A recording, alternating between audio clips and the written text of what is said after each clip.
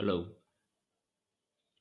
For this session, we'll start talking about the exercises related to typed lambda formulae and also involving their compositional processes.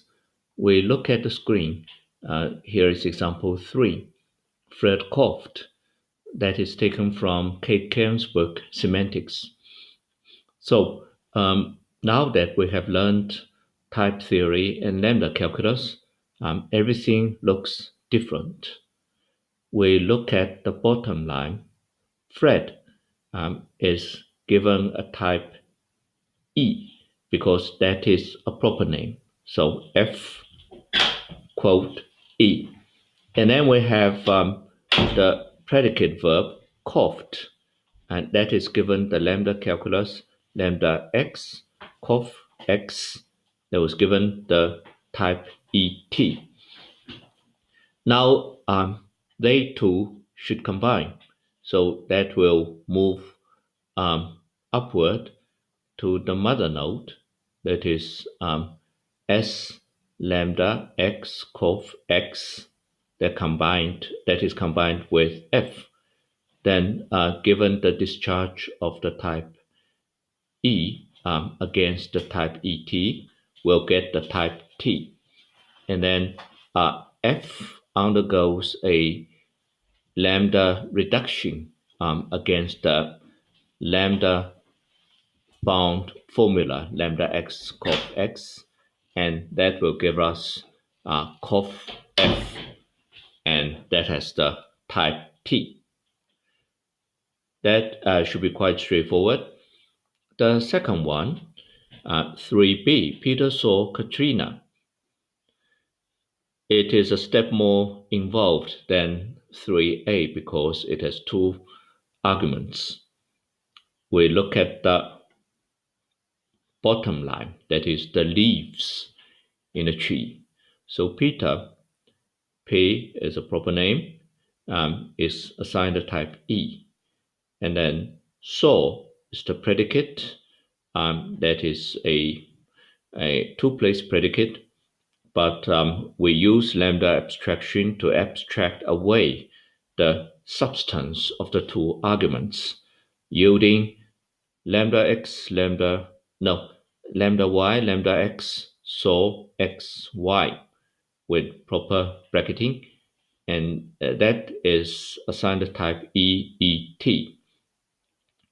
And finally, Katrina, same kind of representation as Peter.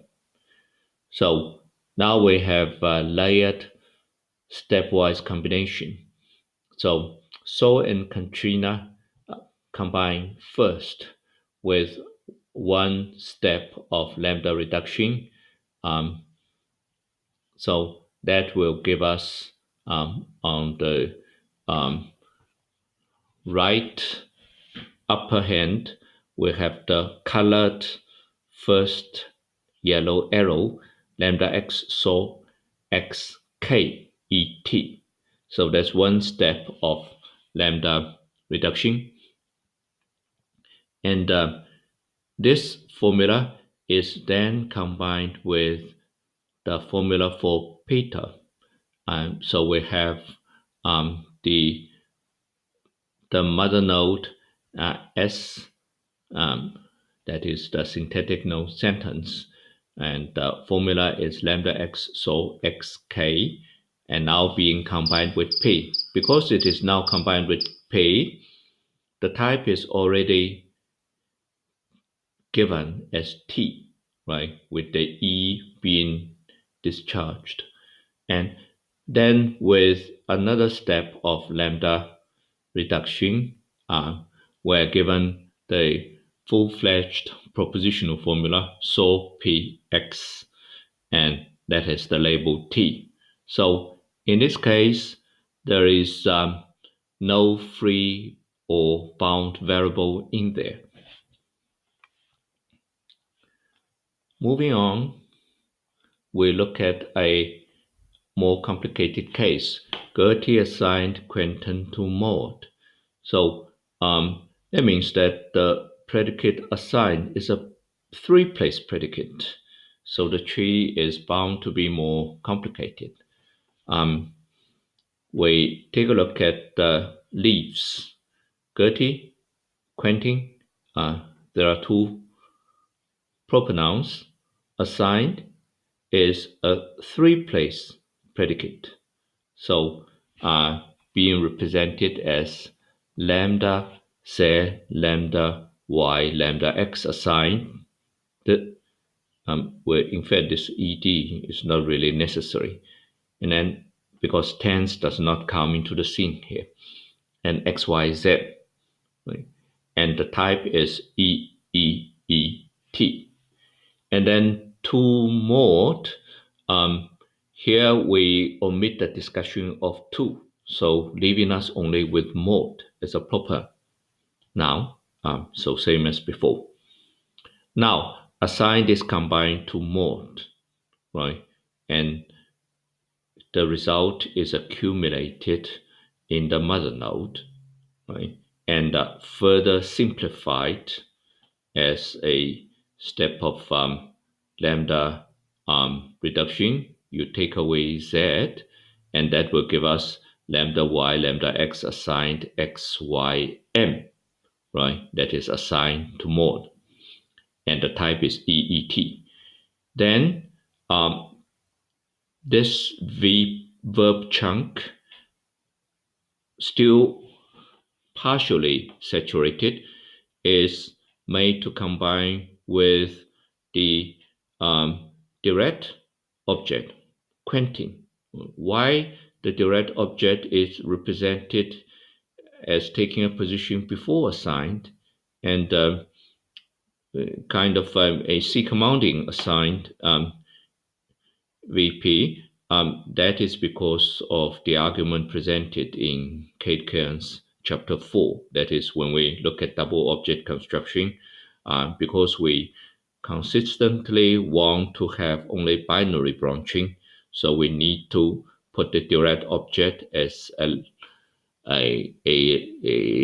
tier higher than VP2. So with this treatment, which recalls double the Richard Larson's classic paper on double object construction, then we have solved the problem of binary branching syntax and function argument construction in semantics, the latter being in conformity with Frank's hypothesis. Yep. So Quentin is then incorporated into the formula as a second step of lambda reduction, and finally the subject, right? So in the end, we're given this assigned GQM. The representation looks a little bit complicated, but the rationale behind is in fact simple. It's only that for putting things neatly on a screen or on a sheet with proper software will require some kind of working. So we stop here for the first lap.